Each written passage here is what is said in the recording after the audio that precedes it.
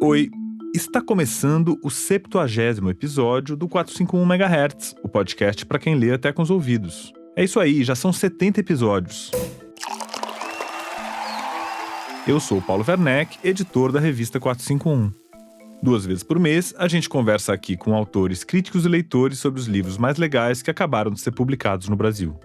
Hoje, o 451 MHz vai ser uma conversa entre 2 grandes amigos, e eu tive a oportunidade de participar como jornalista. Mas mais do que isso, vai ser uma homenagem a um grande amigo dos nossos 2 entrevistados. Uma homenagem a um cara que eu tenho certeza que faz parte da sua formação de leitor ou leitora, porque faz parte da minha também como editor de revista, inclusive. Hoje o nosso programa é dedicado ao cartunista Arnaldo Angeli Filho. Toda a reação, ao anúncio da aposentadoria do Angeli foi uma coisa que você acha que é uma bolha, ou que são alguns leitores. Foi uma comoção nacional, com matéria no Jornal Nacional, longa. A história de amor com o Angeli, vamos dizer assim, já começou lá desde o primeiro álbum da Rebordosa, aquele em formato de tira, assim, horizontal, que foi em 1980 e tantos, em Porto Alegre. Quando eu vejo aquele livro, compro e vejo uma coisa maravilhosa e ao mesmo tempo fico deprimidaço, porque assim eu fico olhando, era isso aqui que eu queria fazer, né? Esses 2 aí que você ouviu são o André Conte, que é editor, e o Adão Iturrusgaray, que é cartunista. Você já conhece ele da Folha de São Paulo, com certeza, e provavelmente já leu muitos livros editados pelo André. Eles 2 são amigos, parceiros de vida inteira e de arte também do grande Angeli. São eles 2 que vão nos ajudar a contar a história desse cara que, sem dúvida nenhuma, é um dos responsáveis por revolucionar a arte nos jornais diários e também o comportamento na vida real. Agosto é o mês do aniversário do Angeli, que acabou de anunciar a sua aposentadoria por motivos de saúde. E essa é a nossa maneira de prestar uma homenagem a ele. Eu já vou te contar mais um pouquinho sobre o Angeli, o André e o Adão. Mas antes disso, eu preciso te contar que o 451 MHz tem o apoio da Companhia das Letras. Rádio Companhia, o podcast da Companhia das Letras. Já está no ar um papo sobre A Vida Futura, novo livro do escritor Sérgio Rodrigues, autor de O Drible, Elsa a Garota, entre outros. Além do Sérgio, chamamos para conversa o escritor e tradutor Caetano Galindo, que assina a orelha do novo lançamento. Em A Vida Futura, os finados José de Alencar e Machado de Assis estão de volta. Há uma ideia de que seus livros podem ser reescritos, e eles se deparam com esse e outros debates contemporâneos em pleno Rio de Janeiro de 2020. A conversa com Sérgio Rodrigues e Caetano Galindo está na Rádio Companhia, que chega toda semana no seu tocador de podcasts.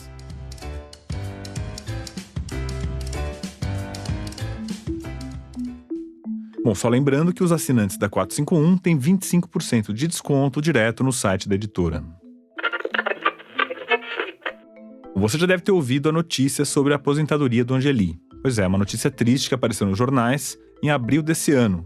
Ele e a família anunciaram a interrupção na carreira por causa da afasia, que é uma doença neurodegenerativa que prejudica o cérebro e também tem consequências para a comunicação. E se a notícia tem um gosto amargo, ela vem acompanhada de uma homenagem. Em comemoração aos 50 anos da carreira do Angeli, a Companhia das Letras está preparando uma publicação inédita com uma grande seleção do trabalho dele.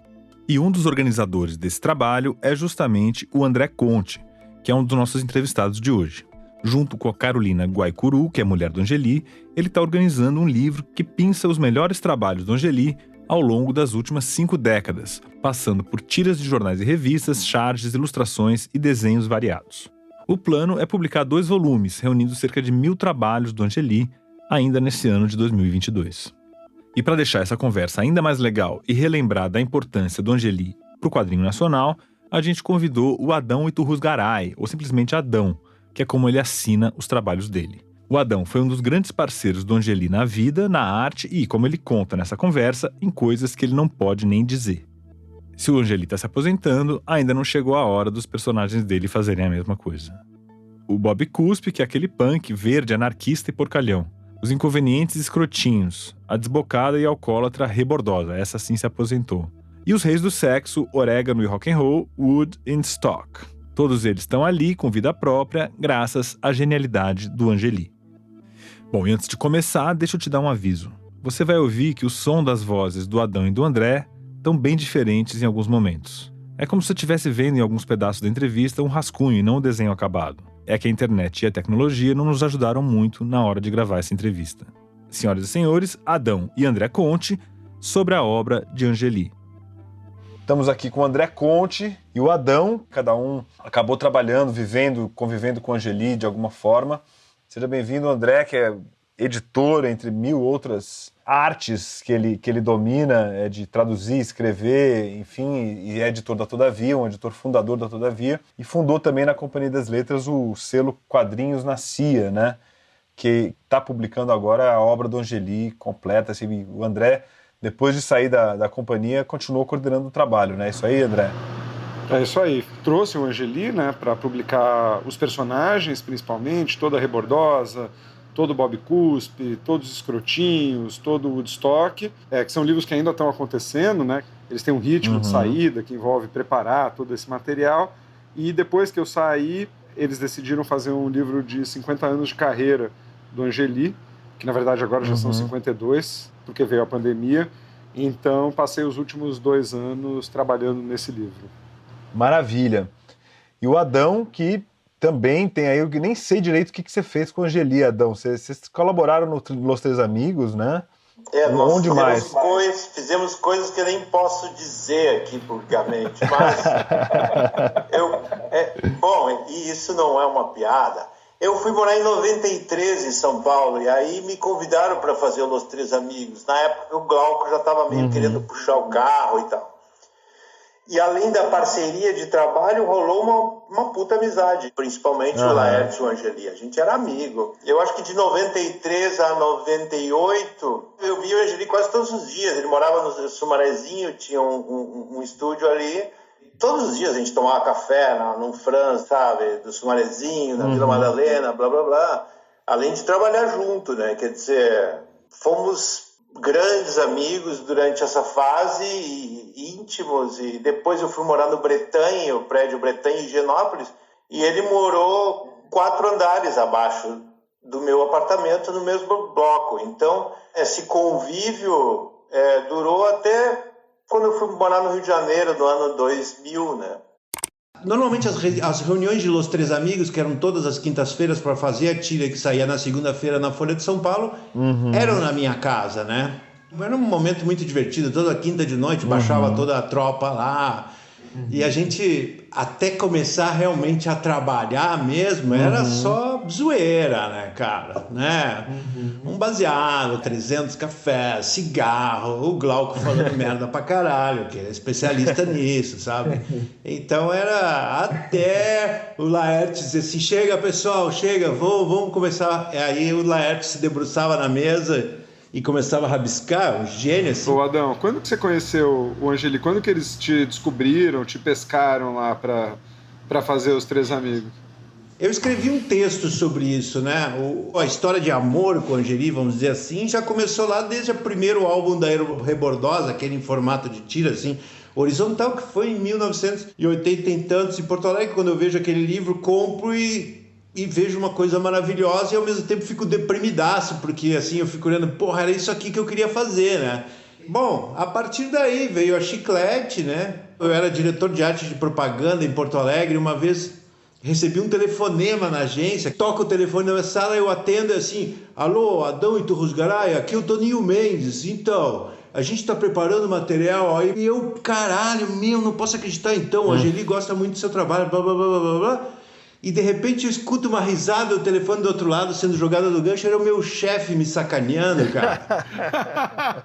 Aí, na verdade, eu mandei um desenho uma vez pra Chiclete pelo correio, naquela época era o correio, né? De repente eu vi na Chiclete, na edição seguinte saiu na sessão de cartas, assim, o desenho.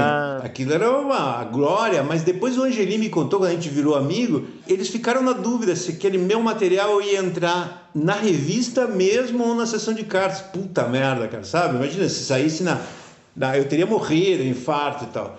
Bom, e nessa época, eu lembro que o Angeli foi lançar um livro em mais ou menos 1990, em Porto Alegre, e eu fui motorista do Angeli e o Toninho Mendes me contrataram.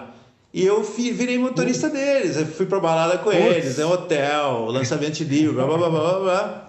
Aí em 91 eu fui para Paris e passei por São Paulo, foi o dia que eu liguei pro Angeli e conheci ele pessoalmente no estúdio dele na Rua Paris, no Sumerazinho, né? Foi um momento, assim, pra mim, emocionante. Tava lá Angeli, todo de preto, fumando Marlboro, sabe? Aquela pose, sabe? De rockstar, sexy, assim, né? E, porra, de repente eu tô no estúdio dele ali, né, cara? Chega o Laerte e o Glauco e nós todos vamos tomar um café e almoçar no pé pra fora. Foi assim que eu conheci ele, antes de ir pra Paris. A primeira frase, quando ele me viu, ele disse assim, então você é o famoso Adão, né? O Angeli tem essa fina ironia sempre, né? E tem uma coisa engraçada nele, assim, quando ele lia minhas tiras, eu entregava uma tira, assim, pra ele ler, eu ver o que ele achava, era muito sacana. Ele pegava e ele lia com uma vozinha que ferrava com qualquer piada. Ele dizia assim, olha, minha legenda, o que você vem fazer aqui? Eu vim sempre aqui porque eu gosto de você, ha, ha, ha, ha. Aí de repente o Laerte olha a tira e diz assim, porra, mas eu já fiz essa piada, todo mundo já fez essa piada. E o Glauco dizia assim, só eu já fiz umas 10 vezes. O Angeli, você falar uma palavra, ele já devolvia ela, né? E eu, a propósito, assim, eu jogava já a bola picando, né, sabe? Enfim, então conheci ele nessa época, em 91 fui morar em Paris, voltei em 93, aí fui morar em São Paulo. Aí em 93 me convidaram para fazer Los Três Amigos, aí eu fiz parte aí por um tempo, né? E a Chiclete com Banana estava no final, né? Acho que os últimos anos foi 93, 94. Já não tava mais. Né? Mas para quem não conhece, a Chiclete com Banana, sei lá, vendia 100 mil exemplares, uma revista totalmente independente, né? Era uma coisa muito impressionante, assim, né?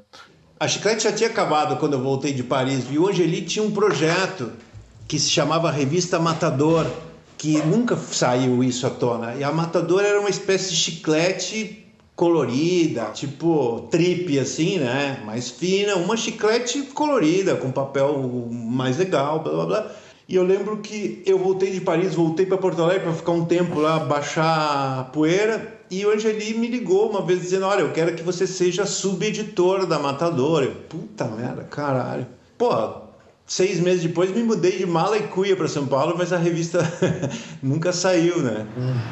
Mas nos arquivos que eu olhei, enfim, passei os últimos 2 anos lendo todo esse arquivo, né? Lendo mais ou menos 50 mil peças, desenhos, histórias e tal. Reli a Chiclete toda, inclusive as cartas, e vi tua carta lá, tá lá, bem no começo, na edição 10 ou 11, assim, já tem você lá. E tem umas coisas da Matador, tem uma ideia de capa, tem uns rabiscos, tem um logo que ele ficava rabiscando na mesa, alguma coisa disso deve entrar no livro, não lembro se foi selecionado. Que maravilha isso, André. E qual a rotina de pesquisar esse material? Você vai toda semana lá, todo mês? Qual que é o... Bom, isso foi antes da pandemia, né? Então, o Angeli, a Carol, que é a mulher do Angeli, e a Carol também zela por esse acervo, né? O acervo todo tá lá. É um acervo que não tá espalhado, não foi vendido para colecionadores, tá tudo lá. E tudo catalogado, são literalmente milhares de coisas, né? A Carol e o Angeli tiveram cuidado, que agora se paga, de guardar tudo. Todo desenhista, né, ficar no telefone e ficava rabiscando numa folhona assim grande que meio cobria a mesa. E tudo isso está guardado, né? E muitas dessas coisas, quer dizer, o que é da Chiclete, o que é personagem, tudo isso foi publicado, republicado, catalogado em livro. O próprio Toninho, né, usou muito desse material nas publicações que ele fez depois da Chiclete, mas tem milhares de coisas que apareceram. E a rotina era ir lá, né, porque eu já conhecia, assim, conhecer o Angeli foi um processo, né? Cresci lendo o Angeli e vendo ele na rua, a gente era meio vizinho e meio apavorado, assim, destratava, ele é um cara com uma cara de bravo, eterna, assim. Então eu sempre queria eu queria fazer uma tatuagem do Bob Cuspe, eu tinha vontade de pedir para ele desenhar e tal, mas sempre evitei, assim, o contato, porque sabia que ele não gostava. E aí, quando eu comecei a fazer os livros, eu fazia com a Carol. A gente se encontrava num café, ele já estava morando no Bretagne, e a gente se encontrava num café ali perto e tratava nós dois. O Angeli ficava em casa e não aparecia e não participava, assim. E aí, com o tempo, foi ganhando confiança, uma hora ele me chamou, não, vem aí, quero conhecer, quero falar com você e tal. Eu falei, claro. Aí fui apavorado, né, porque como fã, Eu era muito fã, sou muito fã daquela série Duas Coisas que Eu Odeio e Uma Coisa que Eu Gosto. E tem uma que é clássica, que é... Uma das coisas que ele odeia é: odeio que riam das minhas piadas. Odeio que fiquem me achando engraçado porque eu sou o Angeli. E aí tu chega lá, e como o Adão pode dizer, o Angeli é engraçado pra cacete, né? O cara é muito rápido, fala umas coisas desconcertantes, assim, meio a seco.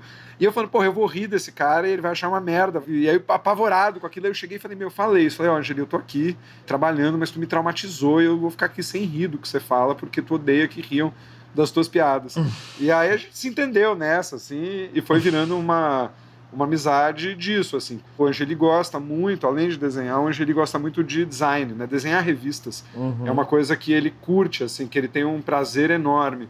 Então, quando a gente fez a Baiacu aqui na Todavia, que foi um projeto Angeli, a Laerte e tudo mais, a coisa dele era participar da diagramação, entender. É muito difícil você conseguir tirar ele do controle de tudo. Ele quer ter o controle de tudo. E nessa coisa de ser reservado, eu lembro de uma coisa, né? Eu era meio molecão, assim, 26 anos, lá, quando eu comecei a sair com o Angeli famoso. Eu andava com ele nas ruas de São Paulo, usando ele como um troféu, né? Imagina. E eu lembro que ele também era muito reservado, porque às vezes ele ficava puto quando eu levava um outro amigo para um café que a gente marcava. Nossa, cara. E ele se retrata em muitas tiras também, né? Tem toda uma série que você deve ter visto, né, André? De Angeli em Crise. É, o Angeli em Crise, e ele até aparece nas fotonovelas, aquelas maravilhosas que eles faziam umas fotonovelas com o Toninho Mendes também.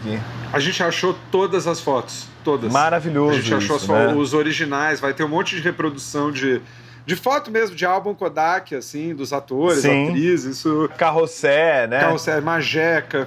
Eu falei uma vez numa entrevista aí que o Angeli só não é famoso, digamos, mundialmente, e ele merecia. Um dos motivos é porque ele não teve um agente internacional bom, né?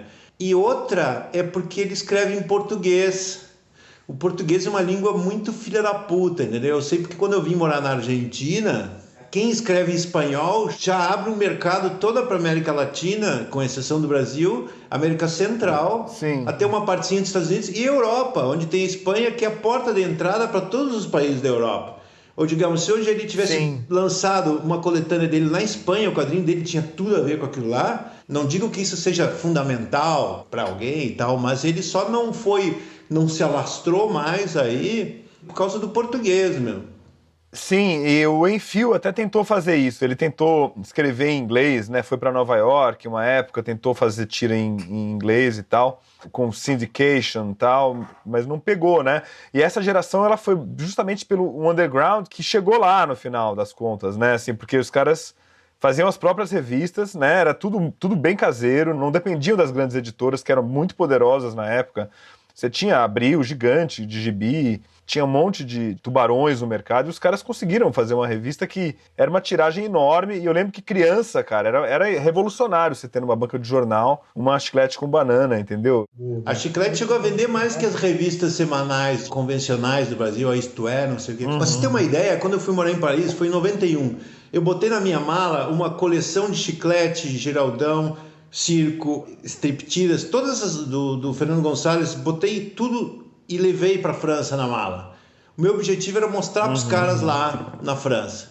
Então eu fui numa revista lá, fui numa reunião para mostrar o meu trabalho e levei todas as revistas. Então na mesa eram uns 12 desenhistas franceses, incluído o Gilbert Shelton, o criador dos Freak Brothers, estava lá. Peguei as revistas todas, joguei em cima da mesa e falei, isso aqui é quadrinho brasileiro, podem pegar para vocês de presente. Os caras ficaram alucinados com a quantidade do material brasileiro. Eles assim, mas todo mundo tem sua revista lá?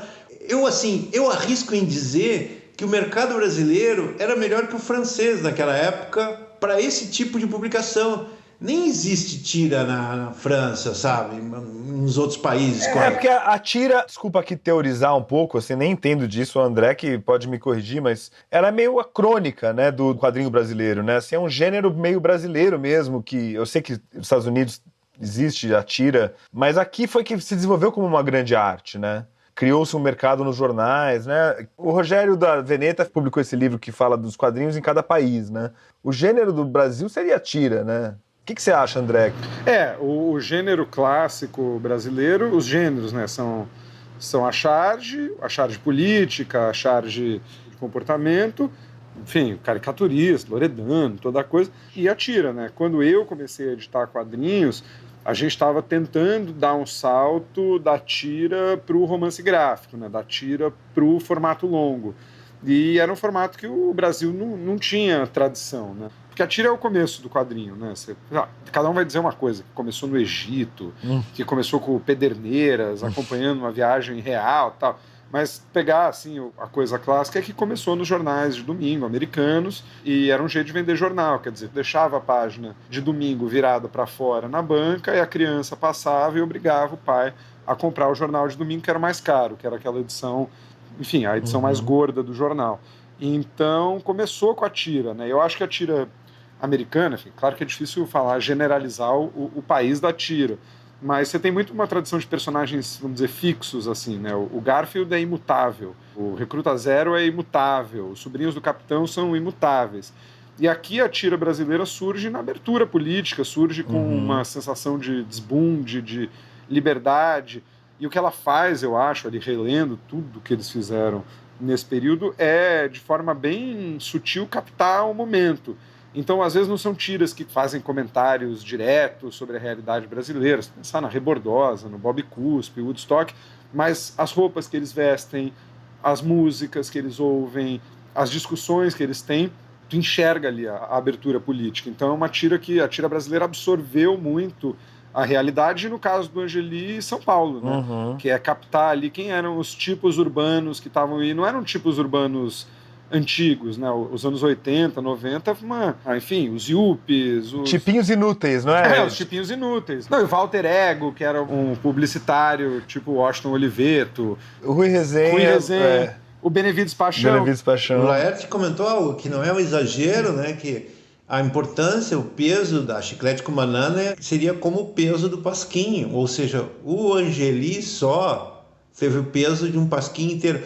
E outra coisa, uma vez o Veríssimo disse uma frase legal. O Veríssimo falou, as pessoas costumam falar que não existe literatura em São Paulo, mas a literatura de São Paulo são os quadrinhos.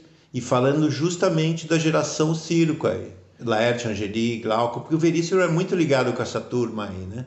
Então eu acho que isso define um pouco assim. A Angeli cara, é um dos caras mais importantes aí, né? É legal ver isso na obra, assim, porque a gente desencavou, né, as primeiras colaborações do Angeli são para a revista Senhor, Salão de Piracicaba, que ele foi ganhador, e Pasquim. O estilo dele nesse momento, assim, essas coisas mais antigas, tem uns que você fala, isso aqui é o Milor, é o Enfio. E quando ele abre a Chiclete, ele se desgarrou desse troço e fala, aqui é o Angeli. E mesmo assim, o Angeli não é uma coisa única, né? Você pega o Angeli dos anos 80, para o Angeli quando ele descobre o computador, até se adaptar, colorizar no computador, formas mistas, a técnica vai mudando, o estilo vai mudando, os bonecos mesmo, como ele desenha, vão mudando, mas é um troço dele, assim. Ele me comenta uma vez que como todo mundo da geração dele ali, um pouco mais velhos, tinha aquela coisa dos anos 60, 70, todos eram comunistas, né? Todos eram barbudos ali, né? Sabe aquelas fotos dos anos 70 que são bem... que você vê que é um lugar que parece que a polícia vai bater e vai arrebentar a cabeça de todo mundo. Então, era assim a reunião dos cartunistas. E o Angeli falou que... acho que ele comentou uma vez que o Enfio colocou uma música lá, uma MPB dessas bem da época, né? Tipo, dizer que não falei das flores e tal. E o Angeli cansou, parece, já estava se vestindo de preto, já tinha mais alguma coisa ali punk ali dentro, nascendo dentro dele. Ele falou, não, chega, cansei disso aí. O Angeli já estava para Stones, daí Sex Pistols e todo, então ele saiu disso aí, né? Se separou desse grupo, sabe? Hoje eu fiz uma piada com o General, é uma coisa assim, porra, que coisa demodê, né, cara? Nunca imaginei que em 2020 tá fazendo uma piada com o General, mano, tá entendendo? É que realmente você vive num país de merda, né? Bom, ou seja, em 1980, no início, o Angeli já estava assim, deixando isso para trás, né? A piada do general e do pobrezinho, o rico de cartola, tá entendendo? Aí veio a Chiclete, essa foi a grande revolução dele, né? E ele também trouxe essa experiência também da abertura do comportamento, né, da vida sexual, as mulheres, né, na noite, a própria Rebordosa, né, a Maratara, enfim, um monte de personagens que traziam sabor do que estava acontecendo ali. Bom, agora a gente vai fazer um intervalo rapidinho e logo em seguida a gente volta com a conversa com o Adão e o André Conte sobre o grande Angeli. Eu queria aproveitar esse tempo para fazer um convite para você conhecer as dicas do nosso quadro que traz o melhor da literatura LGBTI+, de todos os tempos. LGBTI+, significa lésbicas, gays, bissexuais, transexuais, intersexuais e todas as outras identidades que fogem às normas, mas que sempre vão ter muito espaço aqui no 451 MHz. Grandes autoras e autores indicam aqui no podcast os livros que foram marcantes, as leituras recentes e outras dicas literárias LGBTI+, imperdíveis para todos os leitores. Na descrição desse episódio você encontra o link para acessar esse conteúdo. No final do programa você vai ouvir uma dica do Matheus Baldi, que é jornalista e autor do livro Formigas no Paraíso, que foi publicado pela editora Faria e Silva. O 451 MHz tem o apoio do Projeto Querino, uma iniciativa liderada pelo jornalista mineiro Tiago Rogero, que pretende demonstrar, mais uma vez, que a sombra do período escravista ainda paira sobre boa parte das mazelas brasileiras. Se você quer entender como a história explica o Brasil de hoje, procure aí no seu tocador de podcasts, Projeto Querino. Uma história que talvez você ainda não ouviu, não leu, não viu. Os episódios todos já estão disponíveis para você maratonar. Projeto Querino. Eu sou o Tiago Rogero, o Projeto Querino é apoiado pelo Instituto Ibirapitanga e o podcast é produzido pela Rádio Novelo. Bom, e toda semana eu venho aqui para te falar do nosso plano Ouvinte Entusiasta, não é mesmo? Ele continua valendo e para fazer parte é só entrar no site da revista 451.com.br e clicar na página de assinaturas. Mas hoje eu vou te contar uma novidade sobre outros projetos que a gente tem aqui na Associação 451. Você já conhece aqui o 451 MHz e também conhece a revista 451 e talvez tenha até ido na Feira do Livro que a gente organizou lá no Pacaembu, em São Paulo, no mês de junho de 2022. E talvez você também conheça a Tinta da China Brasil, que é uma editora que foi fundada em 2012, no Rio de Janeiro, e que desde 2022 está sob o comando da Associação 451. É isso aí, a 451 e o 451 MHz agora tem uma editora. Então a Tinta da China Brasil está lançando agora vários livros de literatura brasileira, portuguesa, jornalismo, história e outros assuntos. E para você conhecer melhor os nossos livros, a gente organizou um sorteio permanente. É isso aí, um sorteio que não acaba. Para você se inscrever no nosso sorteio permanente, é só seguir esses 3 perfis no Instagram, @a Feira do Livro, @Tinta da China Brasil e @451 por extenso, e marcar 3 amigos no post sobre o sorteio permanente. Assim, você já vai concorrer todo mês a uma assinatura semestral da edição impressa da 451, ao livro do mês da Tinta da China Brasil e também a uma camiseta da Feira do Livro, que foi criada em colaboração com a Yara Wisnik, que é a grande criadora de moda brasileira.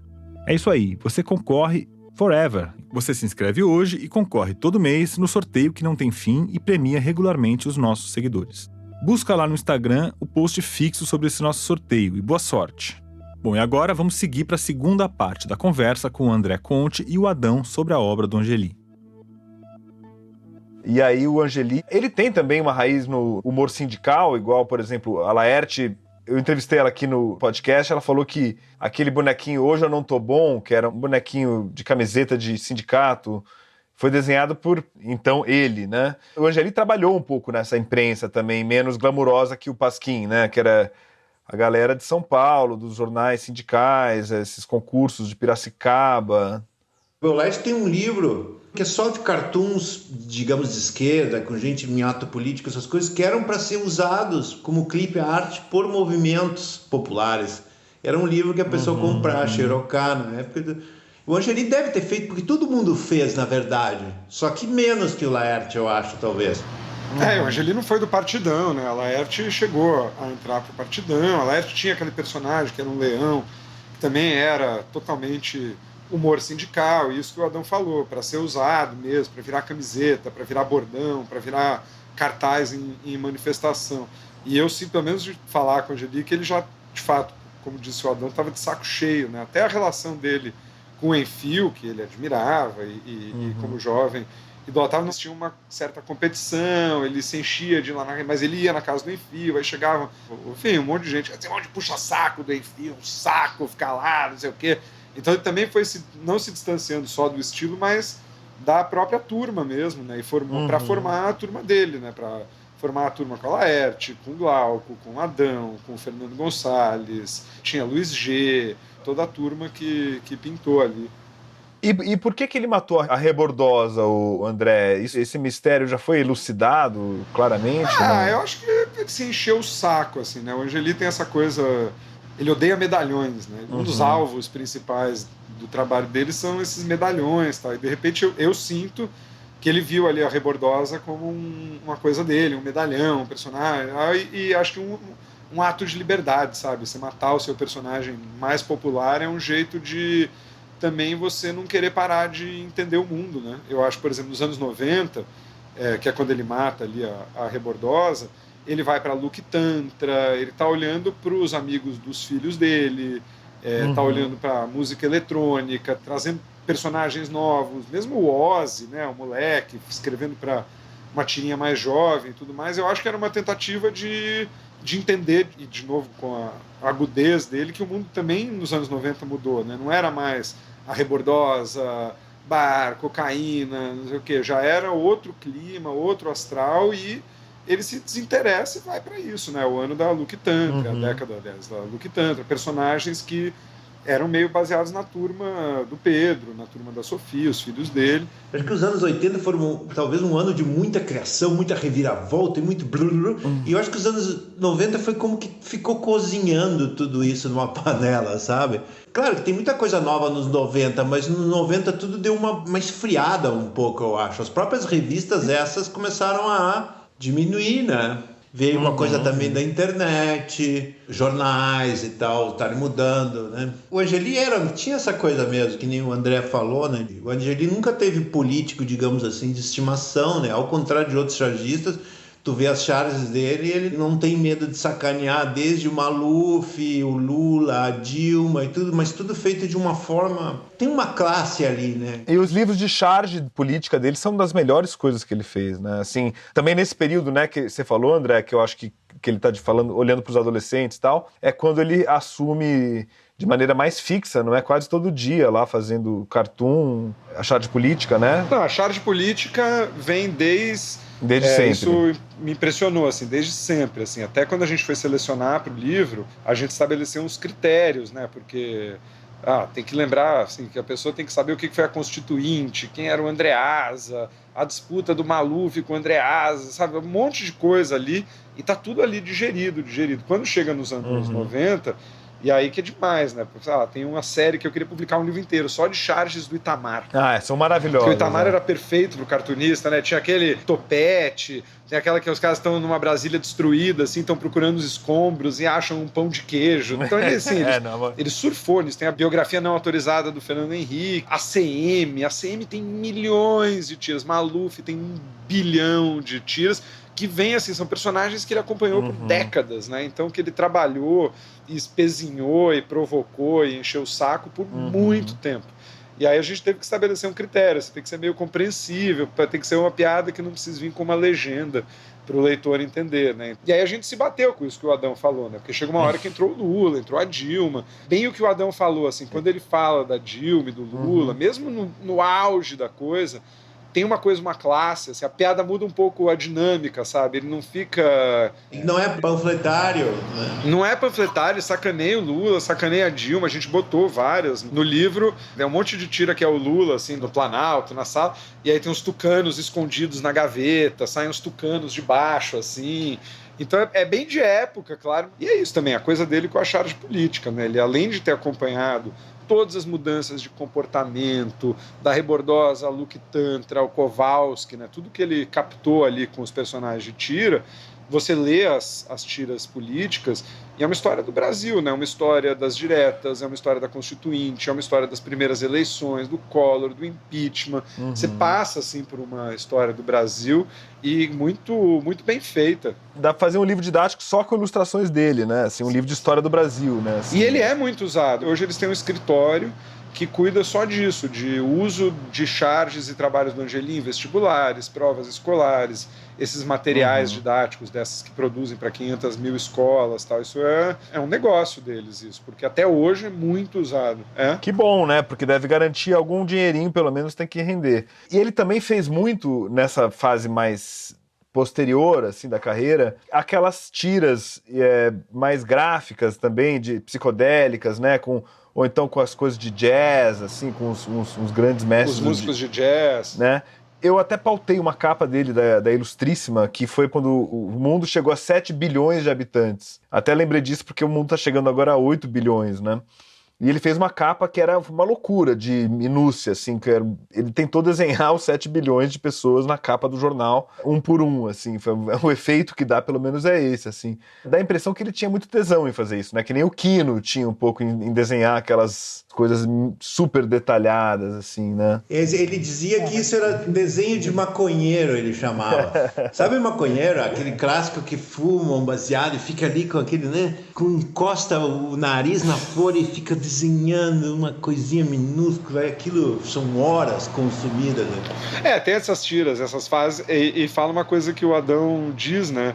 E que é um pouco o contrário, por exemplo, do que a Laerte diz sobre desenhar. O Angeli adorava desenhar, né? Esses músicos que ele desenhava, isso vem muito do gosto dele de sentar e desenhar mesmo. Ele tinha uma particularidade, né? Ele não gostava de fazer isso em público, jamais. Convidar ele para um programa fazer um desenho era como que um insulto para ele. Teve uma história engraçada. Uma vez a gente foi convidado para ir para o interior, aí, cara, não sei se era Jundiaí, aí perto de São Paulo, um festival, uma feira do livro, um festival de humor, e convidaram os 3 amigos. Nós fomos, uma van e tal, para esse lugar, chegamos à noite e de repente tinha lá um show de uma banda e de repente a gente foi contratado, pagaram um cachê e tudo para nossa participação e nos chamaram para um lugar que era uma espécie de palco. Eles achavam que a gente ia fazer um show de humor para as pessoas que estavam no lugar ali. Aquilo foi muito engraçado. E teve também uma outra reunião dos 3 amigos que terminou numa puta briga saindo de Santos. Foi logo que eu entrei no Los 3 Amigos, né? Eu era, sei lá, eu acho que eu entrei na época dos Los 3 Amigos que o pessoal já estava meio de saco cheio. Eu acho que, na verdade, um pouco porque também estava de saco cheio do Glauco, porque o Glauco nunca ia, né? O Glauco nunca ia nas reuniões, cara.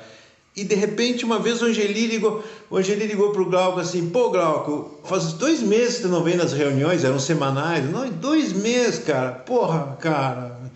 E acho que a gente vai acabar com os 3 Amigos. Vamos terminar os 3 Amigos. Aí o Glauco chegava e respondia assim, mas acaba porque tá tão legal, cara.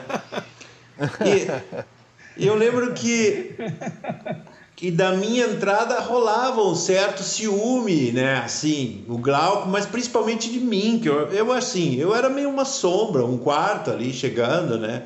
Eu me senti sempre sobrando um pouco, né? Muito do material que eu olhei, quer dizer, todo o material que eu olhei é o material que ia para a Folha e voltava. Então tem as anotações do Angeli para as pessoas que recebiam o material já.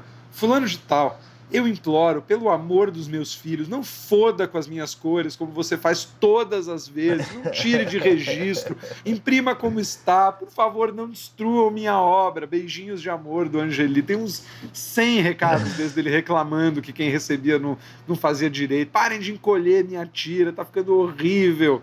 Enfim, uma pessoa boa de trabalhar. Divertido, hein? Pessoa boa de trabalhar. Eu lembro que tinha opções de texto, eu lembro assim, né? Que eu lembro que tinha o Rala Ricota, aquele personagem dele, o arremate da tira, assim, era família é foda, mas ele mandava separado com a palavra barra, né? Que é família é barra, né? Porque ainda a Folha era o jornal mais aberto de todos, assim, né? Lá no início dos 90, a palavra gostosa e escroto era proibido em qualquer outro jornal, né? E fora o Veríssimo ali no Estadão, se não me engano, os jornais tinham, em geral, era tudo quadrinho estrangeiro, né? Era do Recruta Zero, e no Globo, tal, do Haga, Garfield, né? Então... Até hoje. Mas aí, e ganhava-se bem no jornal nessa época? Um cara que fazia tira, conseguia viver de tiras pra Folha nos anos 90, por exemplo? Não, na verdade, viver de tira, cara, você numa época vendia pra vários jornais. A minha tira saía uma época para uns 5, 6 jornais, né? A partir daí, você começava a ganhar um dinheiro, e também porque daí você tinha coisa do jornal, você ser conhecido e conseguir uns freelas, né? Também. Claro que as pessoas que estão há muito tempo já no jornal foram sempre renegociando. Eu estou já desde 1996 solo na Folha, então nesses anos todos sempre deu para renegociar, bababá. Mas conta pra gente como que foi a morte do Glauco. Como é que vocês receberam? Como é que foi pro Angeli, por exemplo? Deve ter sido pesadíssimo, né? Olha, na verdade eu estava morando na Patagônia na época. Eu estava como se num outro universo, num universo paralelo, assim. Morava numa cidade na costa atlântica, no meio de pinguins, baleias e orcas, não sei o quê. E de repente um amigo meu me escreveu: liga a home do UOL aí. Pá, essa boca... É mais impactante ainda tu estar fora do Brasil, num lugar onde eu morava, que era tipo assim, um lugar tranquilaço, assim, né? Frio, e de repente ver aquela coisa fervendo ali, a foto do Glauco assassinado, blá, blá, blá, blá. Foi assim... E o pior é o filho morto, né? A última coisa que ele viu, digamos, foi o filho ser morto. Enfim, são coisas assim, assim, horrível. Então, eu não estava em São Paulo, nem fui para o enterro, velório, nada, mas foi um choque. Imagina o choque enorme para o Angeli, para o Laerte, todas as pessoas que servem, todas as pessoas do jornal e todos os fãs, né, cara? Uma coisa... Uma morte que não tem a ver com a violência urbana do Brasil, era uma morte de um assassinato de um psicopata, assim, né? Sim. E você, André, estava trabalhando já com eles, né? Já tava. Peguei, assim, o choque geral, todo mundo ficou estupefato, foi uma daquelas coisas que derrubou todo mundo, né? Porque o Glauco tinha essa coisa, ele sumia, ele voltava, ele não sei o quê, mas eu não o conheci, mas todo mundo, Adão já disse que era um cara engraçado. Na redação, você fala com qualquer um da Folha que pegou ele lá indo diariamente, ele era um demônio na Folha, né? Enchia o saco de todo mundo, provocava as pessoas novas, fazia piadas totalmente delinquentes e que hoje ele seria preso. Um dos talentos muito grandes, ele olhava nos olhos da pessoa, assim, ele já via os defeitos dessa pessoa e os pontos fracos, e ele atacava por ali, entendeu? E era foda. Tem umas histórias muito boas dele, mas várias, e uma delas foi que ele na Folha, na época da doideira de pó e tal, anos 80, ele fazia charge lá, né? E parece que uma vez ele chegou atrasado lá, a redação naquela época cheia, aquelas máquinas de escrever. O editor da Folha daquela época chegou, e o Glauco cantou, chegou o editor puto, assim, disse assim: você, seu vagabundo, não sei o que, nunca mais volta aqui, você nunca vai juntando essas tuas merdas, suja, tudo aí, sabe, todo mundo em volta ouvindo aquilo, né, constrangido, sem falar, e o Glauco ali, né, tinha uma roupa com uma calça que parecia um saco de batata, assim, e ele com aquele cabelão, assim, de hippie, e ele juntando todas as canetinhas de nanquim dele, e enquanto isso, o cara dizendo: vagabundo, você é um merda. Aí o Glauco, sabe, pegou todas as coisas dele e foi embora, né? Aí, de repente, dia seguinte, vem o Glauco, no mesmo horário normal do trabalho, entra, assim, todo mundo olhando ele, inclusive o editor, olhando de canto de olho, e ele entrou quietinho, sentou na mesa dele, abriu a Folha, e continuou a trabalhar. Eu vi ele fazendo isso na Globo também. Eu vi ele se demitido, mas consegui dar a volta em todo mundo, e todo mundo ri de uma piada idiota dele, e aí, de repente, o cara, Boninho, esquecia que tinha demitido ele, e ele ia embora antes e pronto. Eu acho que também isso realmente é muito fruto também desde a direção do jornal. Acho que o próprio Otávio Frias Filho foi um cara que sacou que a linguagem desses caras ia casar com a da Folha, né? Ajudou a Folha a ser o que é a presença dos cartunistas, né? Virou uma marca das mais fortes, né, cara? E das que mais duram até hoje é a tradição do humor ali, né? E vinha muito do Otávio, né? Eu trabalhei com ele e ele sempre fez questão. Eu já vi ele até segurar a demissão de cartunista, que o editor do caderno queria mandar embora, e ele falava: pô, esse cara é a melhor coisa do jornal, não vamos deixar esse cara sair. Então, foi um ambiente que permitiu isso acontecer de uma maneira incrível, né? E do outro lado, o Toninho, né? O Toninho Mendes, exatamente. Que tinha um gênio comercial, né? Porque aquilo que você falou, o Toninho, a Chiclete, tudo, eles peitaram uma coisa que no Brasil dos anos 80 era um dos maiores monopólios, né? Que era a distribuição de revistas em banca. Isso era um troço que era dominado pelas grandes editoras, né? E você conseguir colocar uma revista numa banca era uma confusão, e a coisa se impôs pelo interesse do leitor. Quer dizer, as bancas começaram a perceber que aquele troço vendia pra caramba, e o Toninho teve a sagacidade de, então, pegar esse poder que ele criou com o próprio troço que eles fizeram e ir para o DINAP. Era a grande distribuidora, mas para você estar ali, para você conseguir estar nas bancas, para você chegar no dia certo na banca, tudo isso, porque as pessoas não lembram, mas as revistas disputavam o dia para chegar, quer dizer, a Veja saía no domingo, aí quando saiu a Época para concorrer com a Época saía no sábado, aí a Veja mudava o fechamento para sexta-feira, para sair na sexta. A briga das revistas e das publicações, não existia internet, ela se dava na banca, né? E quem controlava a distribuição tinha muito poder, e o Toninho foi o cara que navegou por isso, né? E que para minha geração foi assim... Quem saiu do gibi, sei lá, você tinha uma alternativa brasileira, legal, sabe? Depois de ler Turma da Mônica e tal, o que você ia ler, né? Tinha Asterix, Tintim, o que era publicado de bom lá de fora aqui, e esses caras que traziam uma coisa brasileira, né? A própria sessão de cartas, que era maravilhosa, né? Não sei se era ele ou alguém lá dentro que respondia as cartas de maneira super corrosiva. Era muito bom aquilo, né? Assim, trazia um jeito de fazer revista que era diferente, que eu até... como editor de revista, em algumas publicações tentei trazer um pouco, assim, o humor mesmo, né? A grande concorrência da Chiclete, nesse sentido, era o Mad, né? A revista Mad, que tinha sido também uma influência para a Laerte, para o Angeli, principalmente, e tal. Só que tinha isso que você falou, o Mad, né? Tinha autores brasileiros, tinha o Ed, tinha o próprio Ota, tinha um monte de gente fazendo, mas era uma revista de material estrangeiro, né? Então eles, junto com o Ed, você tinha a sátira do filme, o Dom Martim, Aragonês, quer dizer, então as alternativas para quem queria ler humor eram um pouco essas, e a Chiclete numa coisa totalmente Brasil, mas também pirateava quadrinho estrangeiro. Quem leu o Crumb primeiro leu, porque eles traduziram, xerocaram e publicaram sem autorização. Quando o Crumb veio para o Brasil, eles falaram, olha, não sei se você sabe, mas tua primeira publicação foi a gente que pirateou. Ele ficou mó feliz, pô, que legal, quero ver esse troço e tal. Maravilha. Beleza, André, e qual que é o próximo lançamento do Angeli, hein? Então, acho que o próximo que sai, os que estão prontos lá são todos escrotinhos, e o nosso livro dos 50 anos, que foram 50 mil trabalhos que a gente olhou ao longo de 2, 3 anos, e a gente selecionou uns 1000. Mas estamos nessa, estamos digitalizando, finalizando as coisas que estão só no digital, pensando em texto, estamos bolando aí o livro como vai ser. Maravilha! Esse trabalho, junto com o Manual do Minotauro, que você também tem em sua mão, são trabalhos de uma relevância enorme e que não tem reconhecimento à altura, na minha opinião, sabe? Devia ganhar o prêmio, sei lá, o prêmio Oceanos.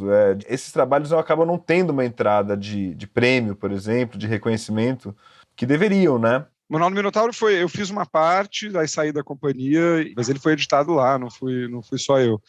E é de fato, é um dos livros brasileiros mais importantes da última década, ou mais, assim, livro contando tudo, assim, né? Entrou nos 200 livros mais importantes do Brasil, lá, entrou, então, que bom, já começa o reconhecimento. Toda a reação, né, ao anúncio da aposentadoria do Angeli foi uma coisa que você acha que é uma bolha, ou que são alguns leitores, foi uma comoção nacional, com matéria no Jornal Nacional, longa, dezenas e dezenas de homenagens, e é para você ver que isso está vivo, está na mente das pessoas, segue com elas, né? E como é que ele tá, André? Como é que o Angeli tá? Ele está bem, estão se acostumando com a nova rotina, né? A vida de não ter a pressão da tira, convivendo, né, com a afasia, estão numa fase de adaptação aí, ó. A afasia, qual o efeito?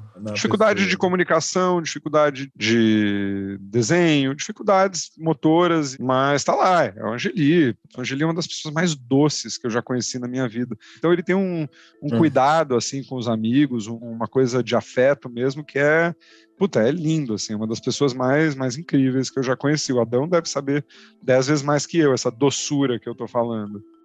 Ele em alguns momentos era como um pai pra mim, né? Ele ficava puto quando eu enfiava o pé na jaca e tudo, essas coisas.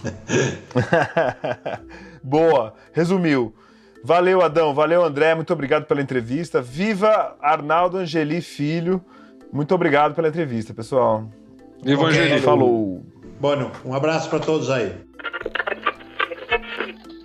Bom, e antes de me despedir, eu queria passar para o quadro do 451 MHz, que traz o melhor da literatura LGBTI+, de todos os tempos. A gente convida grandes autoras e autores para indicar os livros que foram marcantes, as leituras recentes e outras dicas literárias LGBTI+, imperdíveis para todos os leitores. O quadro de hoje traz uma dica do Matheus Baldi, que indica o livro Argonautas, da Maddy Nelson, publicado pela editora Autêntica. Olá, eu sou Matheus Baldi, escritor e jornalista, e vou indicar o livro Argonautas, da Maddy Nelson, que saiu pela Autêntica, em tradução de Rogério Bettoni.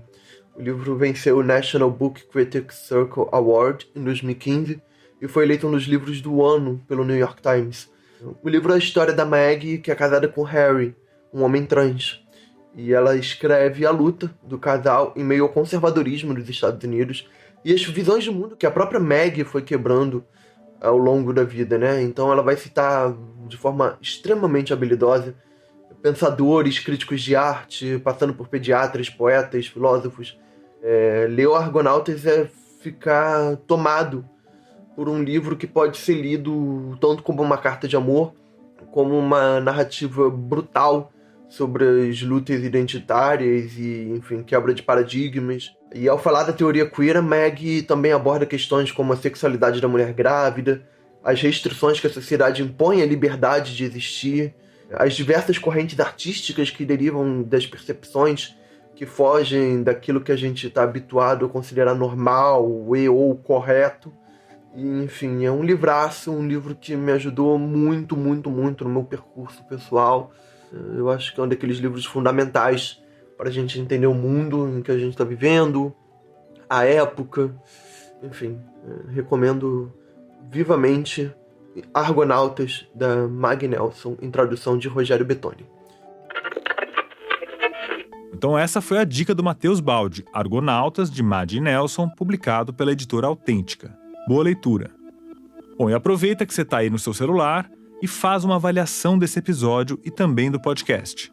No Spotify e no Apple Podcasts, por exemplo, você pode dar estrelas para o nosso programa. É só clicar no ícone que tem ali as 5 estrelinhas e atribuir a sua nota conforme você avaliar. Se você quiser, também pode indicar o 451 MHz para outras pessoas. É só usar aí o botão de compartilhamento e encaminhar agora mesmo para as pessoas com quem você gosta de debater os temas da atualidade, os grupos que você está participando. Assim você ajuda o nosso conteúdo a chegar aos novos amantes da literatura.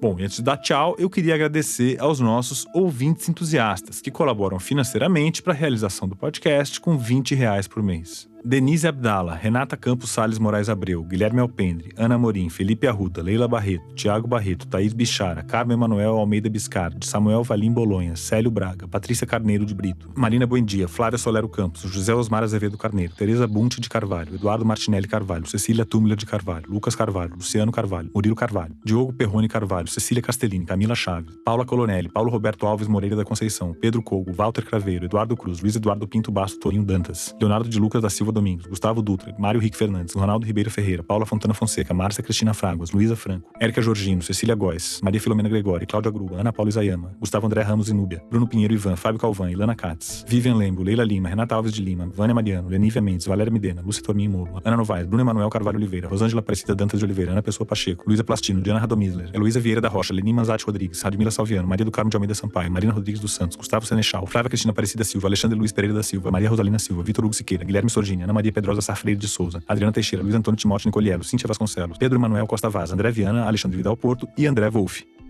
Muito obrigado a todos os nossos ouvintes entusiastas. É isso aí, chegamos ao fim do nosso episódio número 70. O nosso próximo programa vai ao ar no dia 9 de setembro.